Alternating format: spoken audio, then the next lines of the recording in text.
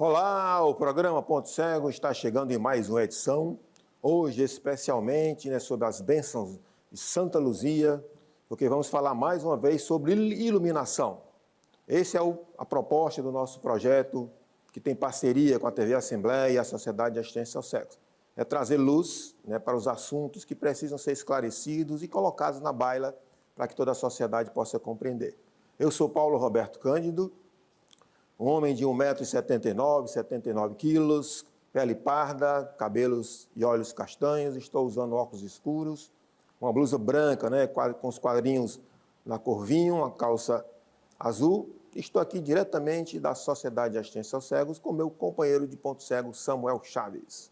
Olá pessoal, mais um episódio do Ponto Cego, Eu me chamo Samuel Chaves, eu tenho uns cabelos curtos negros, estou usando um óculos escuro, sou um homem de pele clara, estou usando aqui uma calça social da cor preta, um paletó preto e uma camisa por dentro cinza. Verdade. Antes de nós entrarmos no ar, o Samuel estava comentando que eu não passo 79 quilos, depois eu passo a receita. Bom, é com muita alegria que estamos recebendo hoje a professora e escritora Geisa de Abreu Oliveira, que é formada em Letras pela Universidade Vale do Acaraú, tem pós-graduação também em inclusão do livro, lúdico. A questão do livro na questão social, não é isso, professora Geisa? É vice-presidente também da Academia Antônio Bezerra de Letras e Artes e Ponto Cego está à sua disposição, professora Geisa. Bem, eu sou Geisa de Abreu, escritora, uma mulher de 1,49 m, cabelos longos, escuros e ondulados, olhos negros, me visto com um macacão azul com algumas rosas vermelhas, E estou usando um óculos de grau vermelho também. E é um prazer estar aqui com vocês nesse Ponto Cego, levando a luz a quem necessita, assim como nós um dia precisamos ter luz. Como a senhora é especializada em educação infantil, na sua sala de aula, em algum momento apareceu alguma criança com alguma deficiência? Apareceu várias deficiências. Nós tivemos alunos com síndrome de Down, alunos autistas e alunos de deficiência visual. Então, cada um é um desafio, Cada um a gente tem que interpretar e afetividade com eles para que a gente possamos trabalhar com eles e entender como é o processo de ensinamento que a gente vai dar para cada um. Mas a minha maior dificuldade foi com esse meu aluno com problema de visão. Porque a minha escola foi a primeira escola particular que eu saiba no Ceará que aceitou crianças especiais. Nesta época ainda não existia a lei, mas ela era a única escola que aceitava. Mas nós aceitávamos, mas a gente não tinha esse preparo, mas a gente tinha o carinho e a vontade de receber. E assim a gente ia adaptando na sala de aula. Inclusive eu trouxe alguns objetos que, como eu ensinava o meu aluno, para fazer a contação de números na matemática, eu usava as cascas de ovos separadas, tampinhas de refrigerantes, dizendo as cores para eles e dando na mão deles. E quando eu ia falar sobre a ciência, os animais, eu levava ursos de pelúcias das minhas filhas, dos vizinhos, porque não tinha suficiente. Para que eles pegassem, manuseassem, porque até naquele tempo a gente não tinha esse entendimento de fazer a descrição. Eu acredito que eu já fazia, mas não sabia. Levava penas de animais, pegava os leques das minhas tias, das parentes, para mostrar as penas dos animais, e assim a gente ia trabalhando, descrevendo, como se diz hoje, para que eles pudessem entender e aprender, Porque a gente tinha que passar o aprendizado e não seria legal os outros aprenderem e eles não. Por que não incluir eles dentro dos ensinamentos?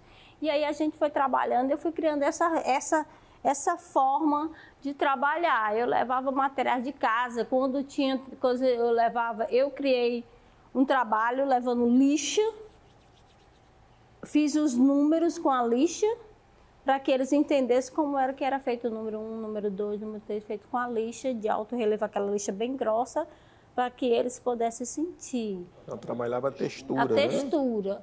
E com a questão de alimentação, eu levava as frutas, pedia também para os outros levarem fruta.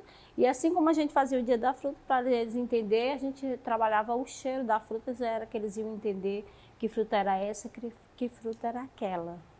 Geisa, antes que eu passe para Samuel, você pode dizer em que ano é esse que você está se referindo, todo esse processo? Em 2010, por aí, a gente começou esse processo na escola a receber essas crianças. E aí a gente não tinha esse preparo, né? E algumas escolas até hoje então não têm preparo. Eu sou contadora de história, eu tenho ido a várias escolas públicas particulares no Ceará. Agora já tem, algumas escolas já foram criadas as salas de AE, que é justamente para receber esses alunos, além de eles estar na sala normal, em horário eles vão para a sala de AE. Samuel, e você estava em 2010 fazendo o que da sua vida? E fale sobre o que ela acabou de dizer, né? Em 2010 eu estava trabalhando em um grande hospital daqui de Fortaleza, né? E assim, a minha pergunta para você é sobre esse processo, né, de inclusão, integração dessas crianças no ensino básico de educação, né? Possibilitando que essas pessoas possam ter o mesmo acesso, a mesma informação, com a qualidade, para que eles possam crescer no mesmo nível dos demais alunos, né, que estão com eles. Essas pessoas com deficiência, elas recebem, no caso que a senhora falou, esse método, mas não é um método que todos usam. A senhora tomou essa ideia, essa atitude, essa ação e visualizou formas e maneiras de poder passar o ensino. Mas assim, quais são as maiores dificuldades que esses profissionais, os professores, têm no dia a dia dentro de uma sala de aula ao ter acesso ali a uma criança com algum tipo de deficiência? A maior dificuldade é ter a capacitação. Não adianta eu criar uma sala de AE ou ter uma escola que recebe essas crianças se as pessoas não são capacitadas. Então precisa se ter capacitação. Não é só jogar a criança na sala de aula. Precisa ter capacitação para os nossos colegas, para nós professores. E o nosso aprendizado nunca para, porque sempre há um desafio. Nunca a receita é perfeita. Existe, como um aluno especial, o autista, existe N tipos de atitude dos autistas. Então nunca a gente está totalmente capacitado. Por isso que a gente está sempre aprendendo. Então as salas precisam, as escolas precisam se capacitar. Públicas, estaduais e privadas e municipais. Uma formação continuada. Uma formação continuada. Isso é o meu ponto de vista. Olha, professora Geisa, agora eu vou ter que prestar uma homenagem ao Instituto Hélio Góes, que é a nossa escola de ensino fundamental aqui da Sociedade de Assistência aos Cegos, porque quando eu aqui cheguei em 1997, essa instituição já dava todo um processo de formação do profissional, do professor que iria atender a criança com deficiência. Já tínhamos todo um processo de ensino do braille, de orientação em mobilidade, educação física, a questão da informática, né, que chegou também aqui na época que eu entrei na instituição. Então, eu fico muito feliz em trabalhar nesta casa e estar hoje falando para o Ponto Cego e apresentando uma professora, como a professora Geisa de Abreu, que teve a primeira coisa mais importante, a sensibilidade, o esforço e o interesse em procurar um recurso, né, que facilitasse o acesso ao conhecimento do seu aluno. Parabéns, professora, também. Nessa minha fala, eu quero também homenagear a senhora e todas as outras professoras e professores que tiveram essa mesma iniciativa de não esperar, né, pelo secretário de Educação, pelo gestor maior do estado ou do município, ou que chegasse um curso que fosse possível ser realizado. Então, o mais importante é isso, que o gestor, o profissional, quem estiver envolvido com a educação inclusiva, tenha essa sensibilidade e essa compreensão. Não é isso? Porque além da sensibilidade, a gente necessita ter o amor por essas crianças. Porque quando a gente tem o amor, a nossa sensibilidade ela é maior. Então, assim, como eu passei por vários problemas de inclusão, hoje, sempre eu me boto no lugar dessas crianças. Se disser assim, olha, ali tem um aluno difícil, pois é aquele que eu quero. Porque aquele é o que mais necessita de atenção, que mais necessita de atendimento, de mais profissionais. Por quê? Porque ele é o que está precisando. Assim como eu um dia precisei. Assim como disseram que um dia eu não ia ser escritora, e eu cheguei a ser escritora. Aprender a ler e a escrever. Por quê? Porque alguém me deu essa oportunidade, alguém teve essa sensibilidade. Então, nós precisamos ter essa sensibilidade, porque as pessoas acham que as pessoas que têm alguma deficiência, uma pessoa que é especial, ela não tem capacidade, mas ela tem capacidade dentro do limite dele, às vezes limite que a gente nem conhece, a gente só vai conhecer quando a gente começa a trabalhar e ter aquela sensibilidade, a gente vai descobrir ali um leque de talento que tem aquela pessoa. Você vê aqui no Instituto dos Cegos, tem gente que compõe, gente que canta, gente que toca, gente que escreve, poeta, acadêmicos, olha aí. Precisamos de oportunidades. Samuel, eu fiquei interessado agora em conhecer essa história da inclusão da própria professora. Você pode esclarecer para a gente, junto com a professora? Essa parte da profissional, a gente está conhecendo, né? De ação, das atitudes, da iniciativa dela. Mas, assim, eu queria fazer uma pergunta sobre essa parte mais pessoal. Como nós somos pequenos, nós passamos por aquele professor e aquele professor a gente lembra até o resto da vida. Tem aquela professora, como a minha professora, eu tenho uma professora chamada Bel, tempo que eu estudei no Jardim, no Juarez estava, então me lembro dela até os dias de hoje. E assim, tanto ela, a profissional, o professor também lembra dos alunos, a gente acaba lembrando dos professores. E me diz uma coisa, de 2010 para cá, né, depois de 13 anos, né, quando você fala, como é que está esse acompanhamento com esses alunos que passaram por você, né? Como é que está você tem contato com esses alunos? Como é que é esse pós-saída da sala de aula? Alguns eu ainda mantenho um contato, às vezes eu vou visitá-los. Tem alguns que já estão bastante grandes, formados, né, dentro dos seus limites. E assim, é um carinho muito grande quando eu vou visitá-los, quando eu tenho possibilidade de vê-los. E para nós, professores, ver os nossos alunos bem encaminhados, dentro do seu limite de cada um, das inclusão ou não, para a gente é um presente. Um dia desse eu vinha saindo da padaria e um rapaz bem alto, tia, e eu olhei assim, tia, e ele disse, a senhora não está lembrada de mim, não? Fui seu aluno no ano tal, agora, tia, eu estou fazendo direito na UFC. Então, isso para a gente é um presente ver os nossos alunos crescendo e desenvolvendo. Mas eu continuo curioso, né? Você falou que você precisou da inclusão. Em qual momento da sua vida você necessitou que alguém também tivesse esse olhar da sua necessidade de inclusão? Foi na minha infância, quando eu estava na parte de alfabetização. Então, eu tenho dislexia e disgrafia. Então, eu tenho como diz uma amiga minha, Geisa, você tem esse problema. Eu já não vejo como problema, foi um presente que Deus me deu. E eu tive essa sensibilidade através dos meus pais, do meu avô, né? Desculpa.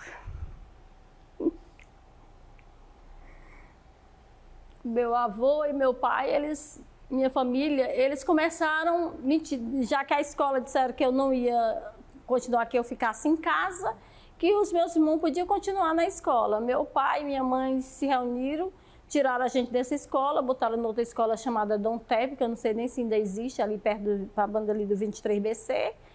E lá, tanto a escola nos acolheu muito bem, a nossa família, eu e meus irmãos. E meu pai e minha mãe, principalmente o meu pai, ele passou a me ensinar a ler com rótulos dos mercantil, das coisas que a gente comprava, embalagem em casa. E nas placas de rua. Meu pai botava dentro do carro e saía com a gente ensinando a ler nas placas de ruas. E assim, o meu pai foi um educador, um pedagogo sem saber. O meu avô, José Júlio da Ponte, ele sentava ali do lado da gente, pedia para a gente ler o jornal na época, e a gente sentado num banquinho que ele mesmo construiu de madeira, e ele ali sentava para ler as notícias, que ele já era de idade, ele dizia que não conseguia enxergar, para não afetar a nossa autoestima, a gente ia lendo e ele mandava a gente ler de novo, dizia que não tinha ouvido. E depois, muitos anos, a gente soube que meu avô tinha um problema de vista, mas ele queria ver como era que estava a nossa leitura. Então, meu avô, meu pai, minha mãe, eles foram pedagogos sem saber, mas com a intenção de ajudar e tirar a gente dessa inclusão, para que a gente não se sentisse tão excluído na escola, o nosso desenvolvimento da leitura e da escrita. Aí você sai de uma escola e vai para outra e se sente mais acolhida em outra, né? Você e seus irmãos. Aí como foi assim? Você recebe a informação de um profissional dizendo que você tem dificuldade e que você não vai, né? Você não vai conseguir aprender. Aí você parte para outra escola e lá você consegue desenvolver. O meu pai não aceitou vamos dizer assim, esse diagnóstico da professora de que não tinha jeito. Então, por isso meu pai optou para outra escola e lá nessa escola, tanto a escola trabalhava comigo, se nessa época não tinha coordenador, não tinha gente especializada nesta época, né? Porque eu já tenho 52 anos, não tinha especialista para saber o que é dislexia, o que é disgrafia, né? Eu só vim saber mesmo o que era isso quando eu estava na universidade, na UVA, estudando, e aí, quando eu fui fazer as primeiras provas da faculdade, o professor detectou e disse: nós não vamos fazer a sua prova dessa forma, nós vamos fazer de outra forma para que você não tire nota baixa, porque eu sei da sua capacidade. E daí em diante o professor passou e quando ele ia passando as informações para os outros professores. Olha, nós temos uma aluna X assim na sala que é assim, assim. E assim lá também na UVA eles tiveram essa sensibilidade comigo nessa questão, comigo e com outros colegas que também tinham a mesma problemática. Olha aí, mais uma vez, né, a palavra sensibilidade se apresenta. Então, não só na formação do pedagogo, mas na formação de qualquer profissional, não se ensina que a pessoa deva ter ou não sensibilidade. É uma coisa que vem da essencialidade do ser humano. O seu avô, o seu pai e as pessoas que ajudaram você, e todas as pessoas que ajudam a inclusão e a acessibilidade das pessoas com deficiência, muitos são abençoados também, né, de acordo com a sua religião, por Santa Luzia ou por outras luzes que possam estar também presentes espiritualmente. Então, queremos deixar, antes de irmos para o nosso intervalo, essa mensagem, né? Se você é pedagogo, se você é pai, mãe de aluno, se você é gestor, se você é um parlamentar, o Ponto Cego está aqui para receber você, como estamos recebendo a professora Geisa, para que a gente consiga, de alguma forma, transformar a nossa sociedade, para que não haja exclusão em nenhum sentido, né? Para que haja sempre integração. E antes de a gente ir para o intervalo, o Samuel vai deixar no ar uma pergunta para quando a gente voltar, você responder. Pode ser? Samuel? Geisa, eu fiquei impressionado agora com essa sua fala, porque assim, você recebe diagnóstico que não tem jeito, que você não vai aprender, que você não vai conseguir, que leva para casa, aí de repente você parte para outra escola, você recebe um acolhimento diferenciado, né, Paulo? De um profissional, você começa a estudar, você vai passando os níveis como qualquer outro aluno e você chega à universidade, você se forma em letras, você vira professora, você vai para a sala de aula, você, como no início, você é vice, né, da Academia de Letras e Artes do Antônio Bezerra. É impressionante como muitas das vezes a gente se abala com o não que a vida nos dá, né, Paulo? E assim, a minha pergunta, já partindo, né, para essa parte da literatura, né, qual é o foco da Geisa como escritora?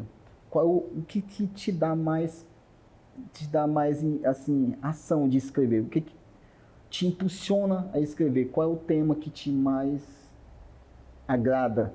E eu faço isso, eu gosto de escrever sobre esse assunto. Queria ouvir essa tua resposta. O Ponto Cego vai trazer mais um quadro, né? Como assim nós temos em algumas edições, temos o Ponto Cego Serviço, vamos inaugurar o Ponto Cego Cultura e vamos mostrar um dos nossos poetas aqui da Academia de Letras e Artes da Sociedade de Axé Cegos, que não deixou que a vida dissesse não para ele. Vamos acompanhar um poema desse grande poeta.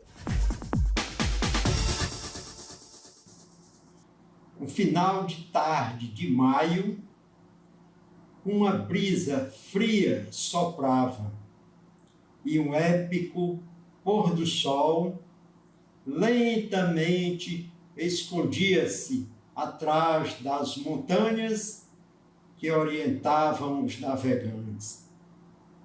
Os últimos raios do sol pareciam não querer ir embora. Uma longa despedida, dando início a um lindo crepúsculo. A leste, ela, a lua cheia, surgindo entre as árvores, imponente, bela e meiga, despertando nos casais apaixonados pensamentos lascivos, promessas e juras de amor. Bom, então esse foi o Jânio Martins, né, um dos nossos acadêmicos aqui da Sociedade de Assistência ao Cego, da nossa academia. Também foi como a Geisa, fez como o Samuel, fez como eu fiz também, não desistimos diante dos diagnósticos, né? Vamos para o nosso intervalo, daqui a pouco nós voltamos.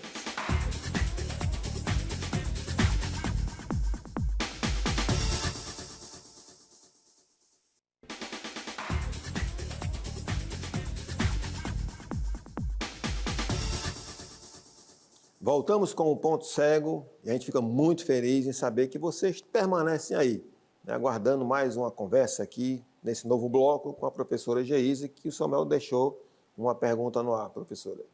Ele falou qual era o foco, né, para me escrever os meus livros infantis. O meu foco maior é incentivar a leitura e a escrita. Porque quando a pessoa sabe ler e escrever, ela sai da ignorância. Ninguém vai enganar uma pessoa se ela sabe ler e escrever. E por que o meu foco na infância? Porque eu venho de uma infância que não foi uma infância fácil. Então eu disse, um dia que eu for trabalhar, eu quero trabalhar com crianças e escrever para crianças. Eu escrevo livro para adultos, mas o meu maior foco são os livros infantis, onde eu gosto muito de usar os animais, dou vida e fala aos animais. E nesses livros também eu coloco homenagem às pessoas, amigos, parentes, pessoas que foram especiais na minha vida, eu dou a eles algum personagem. Então, a criança, o lúdico, que é justamente essa pós-graduação que eu estou terminando, que é no lúdico, no social, a criança ela tem que vivenciar o lúdico. Não tem como pular etapas, porque a gente vai sentir lá na frente a ausência do que a gente tinha vivenciado, que era o lúdico. Essa parte infantil, da história, da magia, de viajar nos livros, de se encantar. Como é que eu vou querer um adulto leitor se eu pulei aquela etapa da criança ser uma leitora? De ela se desbruçar nos livros. As pessoas têm mania de ter biblioteca em casa, os livros lá nas alturas e as crianças nem alcançam. Então, na minha casa, os livros sempre foi em tudo que era canto para que os meus filhos tivessem esse alcance. Inclusive, cada um tem a sua biblioteca no seu quarto de alguns livros. Ultimamente, eles tinham um livro, a minha filha tinha quase uns 500 livros e eu fiz a ela, eu disse, olha, não adianta o livro estar em casa fechado, alguém tem que ler. Se você já leu, vamos passar adiante. Então, quando eu fui trabalhar nesse projeto das bibliotecas comunitárias, ela pegou uma parte, eles pegaram uma parte e doaram para juntar, para montar essa biblioteca que já tinha alguns livros e aumentar o acervo. Então, um livro fechado é um amigo calado, mas um livro aberto sendo manuseado, ele é uma magia de conhecimento, é uma viagem sem fim, você viaja para diversos lugares. E essas memórias, Samuel, memórias na caneta esferográfica, é isso? Eu vou... Posso falar, Samuel? Pode. Eu vou descrever aqui, ele é um livro da cor lilás, ele tem um desenho de várias canetas, porque ele conta a história do início da escrita até os dias atuais dos nossos tabs. E eu estou assim muito feliz, né? Porque eu fiz esse livro em 2013, ele foi lançado pelo PAIC e agora em parceria com esses meninos aqui do Instituto dos Cegos, ele vai se transformar em Braille, não é isso, Samuel? Isso. Então, meu aniversário é no próximo mês e eu ganho presente nessa data de hoje, já antecipado com esse livro em Braille, que era um sonho que eu tinha dito para o professor Paulo, que eu tinha vontade de fazer. E aqui ele realizou esse meu sonho. Então, assim, o sonho a gente acredita e não desiste. Nem pelo simples não. Pega esse não, transforma ele num castelo, que mais na frente o seu sonho será realizado. E eu nunca desisti de nenhum não. Pode vir um não, depois a porta se abre. Ter paciência. Samuel, então fala sobre a importância que é, não só para as crianças, né, para os jovens, para os adultos, do livro também está disponibilizado em Braille. É muito importante, né, que todo tipo de acesso dado, né, para as pessoas com ou sem deficiência, tipo, a pessoa com deficiência visual, ela pode ter a opção do Braille ou um formato PDF, né, já que os leitores de tela do celular e do computador podem, né, ler para a pessoa cega. O livro, né, em formato de audiobook, né, que também ajuda não só pessoas com deficiência visual, mas pessoas já com a idade já avançada, que têm uma dificuldade de ler, né, por causa também da perda, né, da idade da visão. E assim, é importante essa ação, né, esse presente que ela ganhou aqui da instituição em tornar, né, acessível esse livro dela, né, onde várias pessoas agora tendo acesso o livro em Braille, né, que vai tornar possível outras pessoas lerem o livro dela. É importante que todas as editoras pensem em acessibilizar seu material, seu produto final, que é aquele livro, né, para que todas as pessoas possam ler, não só as pessoas que enxergam, mas sim todos. Não, Paulo? E se você quer que o seu restaurante, por exemplo, seja diferenciado, né, ofereça um cardápio em Braille também, que vai atrair essa clientela que também tem condições de consumir no seu restaurante. E lembrando, né, professora Giza, que a criança, na sua alfabetização, ela vai tocar nas palavras através do Braille, né, a criança cega, e vai estimular para que ela tenha essa vontade de consumir cada vez mais literatura, tanto em Braille como nesses formatos que o Samuel acabou de descrever. Vamos falar agora sobre academias de letras e artes, né? Eu fundei a Academia de Letras e Artes da Sociedade de Assistência aos Cegos Alaçá, que o Samuel também faz parte, né, da cadeira 29, Eusélio Oliveira, o patrono do Samuel. Você é da Academia de Antônio Bezerra de Letras e Artes.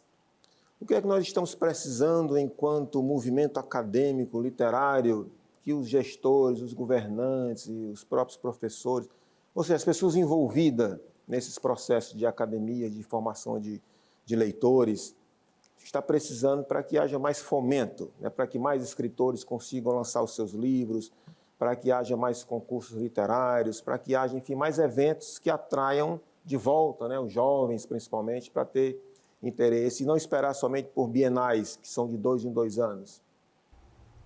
As secretarias de cultura dos estados estão aí, o Ministério da Cultura está aí, então eu acredito que o Ministério da Cultura, a Secretaria de Cultura, deve desenvolver mais isso dentro das escolas, dentro das bibliotecas, concursos literários, concursos para jovens na área de literatura, porque eu já passei por muito lugar onde tem jovens que escrevem tão lindas poesias, crianças sendo cordelistas. Então, esse apoio da Secretaria de Cultura, do Ministro da Cultura, todo esse trabalho pode estar junto para desenvolver o melhor trabalho. E as academias também, não ficar só aquela academia para senhores, mas também para dar oportunidade aos jovens. Os jovens precisam ser escutados e precisam falar. E eles também nos ensinam. Então, as academias podem estar aceitando mais jovens. Eu sei que a academia de vocês tem bastante jovens, né?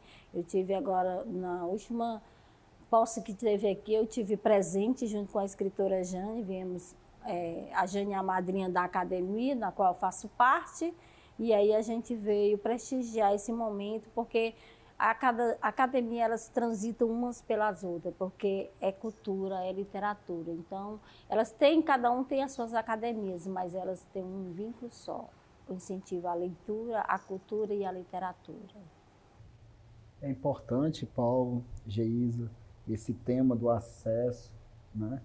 Porque, assim, eu trago uma particularidade minha. Quando eu era criança, eu li O Pequeno Príncipe.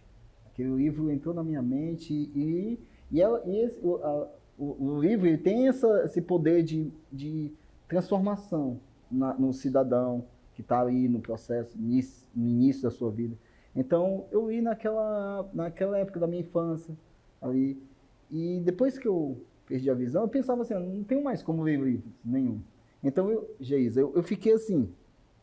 E agora, aí tem uma grande pessoa que eu conheci, a Luana Nascimento, que ela disse, Samuel, tem os formatos em audiolivros, tu pode buscar livros em formato com áudio, aí tu põe um fone, fica ouvindo.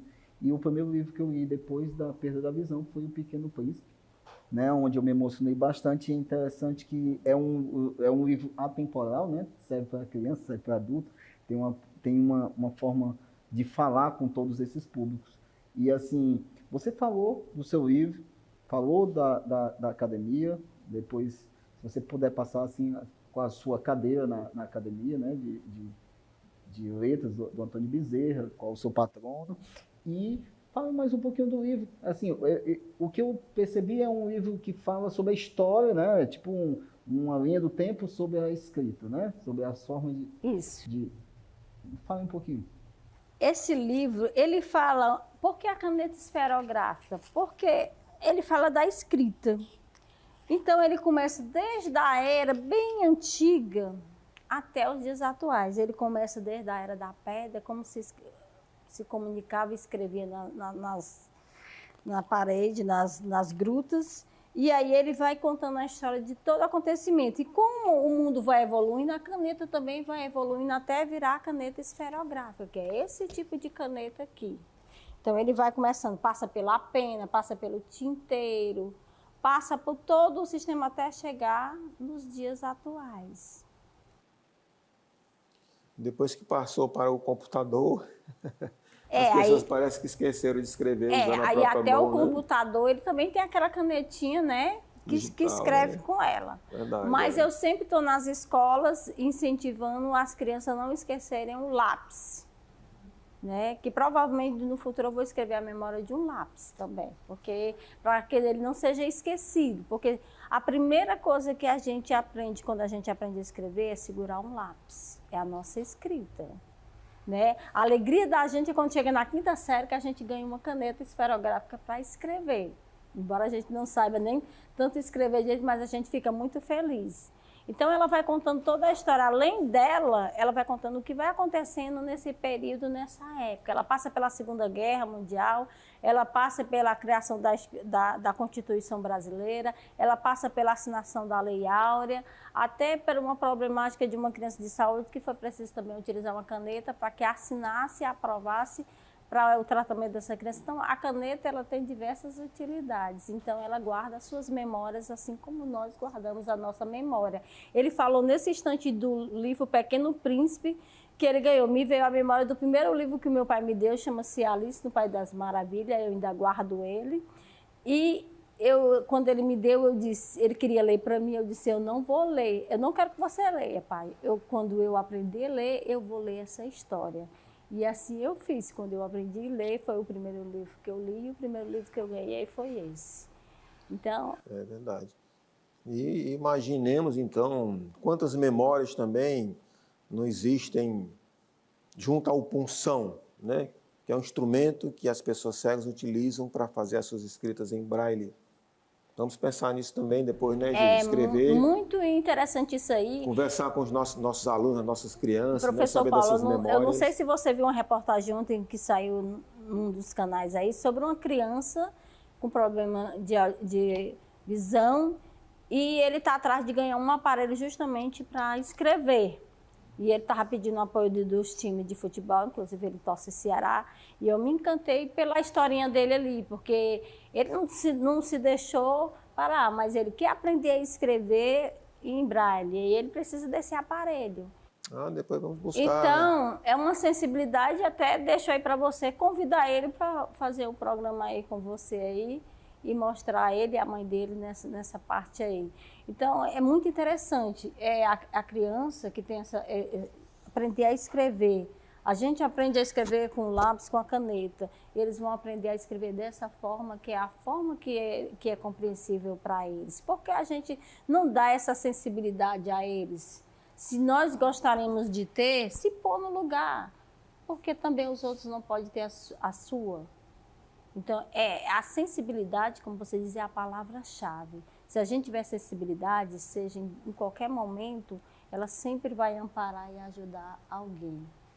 E a fazer com que nós chegamos até aqui, cada um com sua sensibilidade, cada um com o seu problema, e a gente conseguiu chegar até aqui. Vamos chegar mais ainda, mais longe ainda, porque a gente não para. Mas, Geisa, você faz contos, poesias, versos? Como é que é assim, a produção da Geisa nessa parte literária? Ontem mesmo, quando eu estava falando com o professor Paulo, dizendo aí, eu imediatamente comecei a escrever uma história. Então, eu gosto de escrever poesia. Nas poesias, eu sou uma pessoa muito romântica e muito sensível, né? As minhas poesias são muito...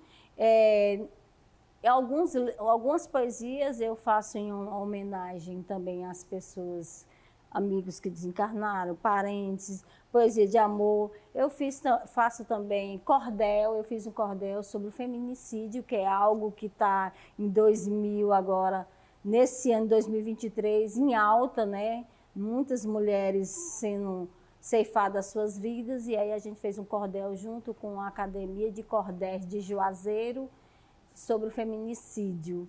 E gosto também de repente. Nesse momento eu estou aqui com o professor Paulo e Samuel, com a equipe da TV Assembleia, fazendo esse momento especial, falando no Ponto Cego sobre a sensibilidade. Seja qual for, seja meu irmão, use a sua sensibilidade, ampare, olhe alguém, não deixe ninguém sem luz, seja uma luz na vida de alguém. Seu patrono é a sua cadeira da habla? Meu patrono é Raimundo Sela. Ele me pediu um número, mas como você sabe, a gente que tem disgrafia e dislexia, às vezes a gente tem esquecimento. Eu não me lembro o número da minha cadeira, me perdoe. Mas o patrono é Raimundo Sela, que foi um grande artista. Agora, um dia desse, quando eu fui lá na Academia Cearense de Letras, eu me deparei com um quadro dele, até tirei... Foi por acaso, eu derrubei algo no chão e quando eu fui juntar, eu baixei a cabeça, levantei e dei com o nome do quadro, lá estava o nome dele. Né? Então, eu sempre gostei de escrever. Também me deparei aqui na academia com os quadros de uma pessoa muito especial para mim, que é Bezerra de Menezes, doutor Bezerra de Menezes, né, que é patrono de alguém da academia. E eu tenho, assim, paixão por escrever. Eu tenho livros escritos que eu nunca nem lancei ainda, mas está lá escrito. E agora estou tomado de mais sensibilidade ainda ao lembrar que a nossa secretária de Cultura do Estado é Luísa Sela. Né? Luísa vem de luz também. Você falou em Raimundo Sela, me lembrei também da nossa ex-governadora Isolda Sela. Isolda Sela, grande pessoa. Então esperemos, né, que todos nós, através do Ponto Cego, através desse trabalho que a TV Assembleia abriu esse espaço maravilhoso, a gente consiga trazer pessoas também para esse lado dos transformadores, né? Pessoas que têm sensibilidade, pessoas que querem realmente manter vivo, né, a questão do livro, a questão da escrita e principalmente, como você falou, a questão do amor, né? Amor pelo que faz, amor pelo outro, amor pela diferença, amor pela inclusão e pela acessibilidade. E de repente, com o seu repente, estamos nos encaminhando para o final de mais um programa Ponto Cego. Quero agradecer a sua presença, Geisa. Volte sempre. Agradecer também ao Samuel e deixar vocês com uma mensagem para concluirmos o Ponto Cego de hoje. Eu agradeço essa oportunidade de estar na TV Assembleia, através do seu convite aqui junto com o Samuel, que é uma simpatia. E dizer que o Ponto Cego é um ponto de luz, porque ele leva luz para muita gente. É um programa que ele leva o social e ele leva o amor. Em cada programa que vocês fazem, vocês levam o amor. Muito obrigado, de coração. Jesus, quem estiver assistindo ali do outro lado e quiser te seguir em alguma rede social, como é que a gente encontra a Geisa? Geisa P no Instagram, Facebook Geisa de Abreu. E não esqueçam, quando esta luz acender, você vai nos conhecer de um jeito como você nunca viu. Até o nosso próximo encontro.